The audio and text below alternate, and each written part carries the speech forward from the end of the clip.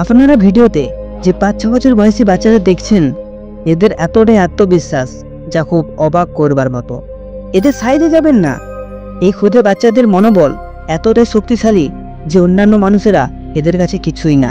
কিন্তু কেন করতে হয় এদের এত কঠোর ট্রেনিং? এরা কি শাস্তি পেয়েছে নাকি? তাহলে এমন কি আছে যে বাচ্চাদের এত সাহস যোগায় যে তারা এত কষ্টকর স্ট্যান্ডকেও আস্তে আস্তে করে ফেলে? যদি আপনাদের মনেও এমন হাজারটা প্রশ্ন এসে থাকে তো চিন্তা নেই, তার উত্তর নিয়ে আমি হাজির হয়েছি। তো তোমাদের প্রশ্নকে নিজের মনের মধ্যে রেখে তার উত্তর খুঁজবার জন্য এসজি বেঙ্গলি চ্যানেলের এই ভিডিওটি সম্পূর্ণ দেখুন। আজকের এই ভিডিওতে দেখবেন শাওলিন টেম্পলেটে থাকা বাচ্চাদের কেমন হয় জীবন। আজ যতই টেকনোলজিতে আমরা অনেক এগিয়ে যাই না কেন, কিন্তু স্বাস্থ্যের দিক থেকে আমরা ততই আলাদা হয়ে যাচ্ছি।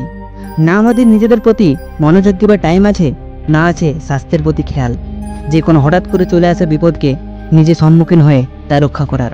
তাহলে এই বাচ্চাদের এমন কি বিশেষত্ব আছে? আছে তাদের এমন এক ভয়ানক মুভ যা তাদের কুংফু ট্রেনিংয়ে শাওলিন টেম্পলেটে শেখানো হয়।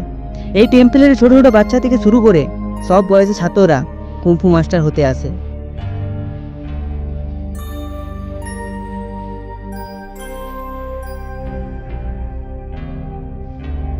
আজকের এই ভিডিওতে আমি আপনাদের এই কষ্ট করা বাচ্চাদের ট্রেনিং সম্বন্ধে তো বলবোই, তার আগে জানাবো শাওলিন মন্দির নিয়ে কিছু প্রধান কথা। বন্ধুরা, শাওলিন টেম্পলেট চীনে অবস্থিত একটি ঐতিহ্য, যেখানে গোটা বিশ্বের আধুনিক যুদ্ধকলা, আবার একে মার্শাল আর্টের আধুনিক অরিজিনও বলা হয়। বৌদ্ধ ধর্ম আসলে 2000 সালেরও বেশি পুরনো, কিন্তু চীনি মার্শাল আর্ট মন্দির 500 খ্রিস্টাব্দে তৈরি হয়। তবে তোমাদের এটাও বলে দিই যে চীনের এই খ্যাতিমান মন্দিরের ভারতের সাথেও কানেকশন জুড়ে আছে, কিংবা এটাও বলা যেতে পারে যে এই মন্দিরের প্রতিষ্ঠান ভারতের হাত ধরেই।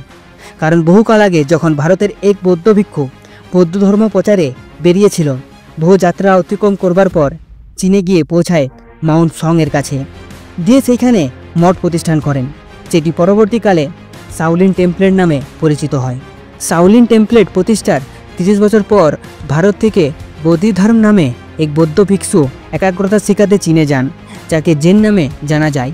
পুরো চীনে যাত্রা করবার পর তিনি মাউন্ট সংতে আসে আর সেই মন্দিরের সদস্য হন। যখন বোধিধর্ম শাওলিন মন্দিরে প্রবেশ করে দেখে সেখানকার ভিক্ষুরা ফিট নেই, তারপর থেকেই তিনি নিয়মের একটি সেট তৈরি করে, যা পরবর্তীকালে মার্শাল আর্টের ট্রেনিংয়ের সাথে যুক্ত হয়।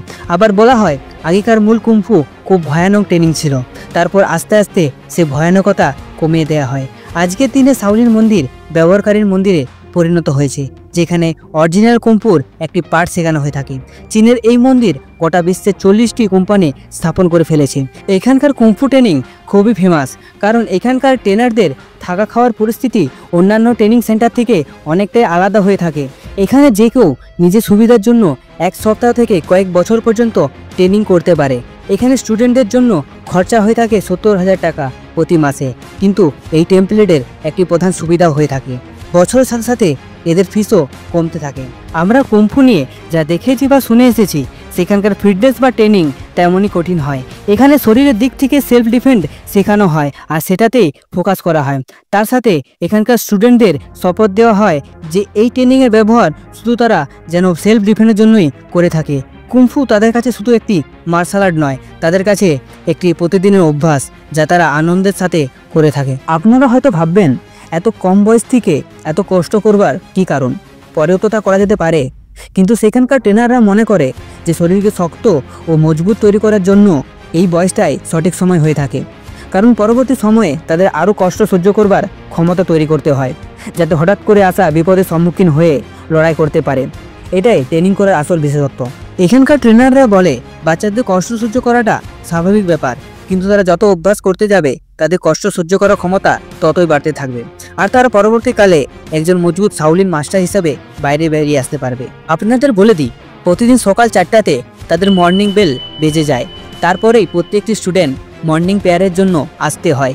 বহুদিন ধরেই এই নীতি চলে আসছে, যা এখনও বদলায়নি। এখানকার স্টুডেন্টরাও ডিসিপ্লিনের পাক্কা হয়ে থাকে, তারা বিনা কারণে ক্লাস মিস করে না, আর না তাদের সমস্যাগুলিকে নিজেদের উপর প্রভাব ফেলতে দেয়।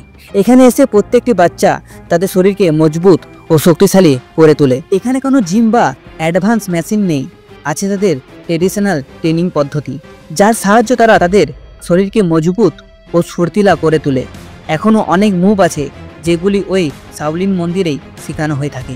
এইখানে এই 5 বছরের ছেলেটাকেই দেখুন না, এই ছোট বাচ্চাটা গত 2 বছর থেকে কুম্ফু শিখছে। তাদের ভাষা হয়তো আমরা বুঝতে পারছি না, কিন্তু তার পরিশ্রম আমরা দেখতে পাচ্ছি। প্রতিদিন সকাল 5টাতে উঠে তার ট্রেনারের কাছে ট্রেনিং নেয়। এই বাচ্চাটার আত্মবিশ্বাস এতটাই যে অনেক অভ্যাস করার পরেও না কোনোদিন তার মাথায় দাগ এসেছে, না ক্লান্তির প্রতিচ্ছবি।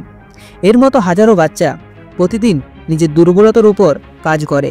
এটি শাওলিন মন্দির ও কুম্ফুর প্রতি ভালোবাসা নয়তো কি, যে এত কষ্ট সহ্য করবার সাহস যোগায়। এখানকার ট্রেনাররা তো কর্তব্য পালন করেই, আসল প্রশংসাযোগ্য তো এই বাচ্চারা, যে এত আবেগের সাথে নিজেকে কন্ট্রোল করা শিখছে। ট্রেনিংয়ের সময় এদের এত ব্যথা অনুভূতি হয় যে আমরা ভাবতেও পারি না। কখনো কখনো তো এদের চোখে জলই চলে আসে, তবু এরা এইগুলিকে মুখ বুজে সহ্য করে নেয়। ক্রমাগত অভ্যাস করবার সময় এত মজবুত ও দক্ষ হয়ে যায় যে তারা তারপরে কোনো ব্যথাকেই পরোয়া করে না। এদের মাথায় ও হৃদয়ে শুধু এটাই থাকে যে কিভাবে তারা তাদের দুর্বলতাকে কন্ট্রোল করতে পারবে। এই সম্পর্কে আপনি কি মনে করেন? আপনার কি এতটা আত্মবিশ্বাস আছে যে এই বাচ্চাদের মতো ট্রেনিং করবার? আমার ভিডিওটি দেখার পর আপনাদের মনেও কি এমন কঠোর ট্রেনিং করবার ইচ্ছা জেগেছে? তাহলে আমাকে কমেন্ট সেকশনে জানান। আর আমার ভিডিও ভালো লাগলে লাইক, কমেন্ট, সাবস্ক্রাইব করে আমার পাশে থাকুন, আর বেল আইকন টিপতে ভুলবেন না। দেখা হচ্ছে পরের ভিডিওতে।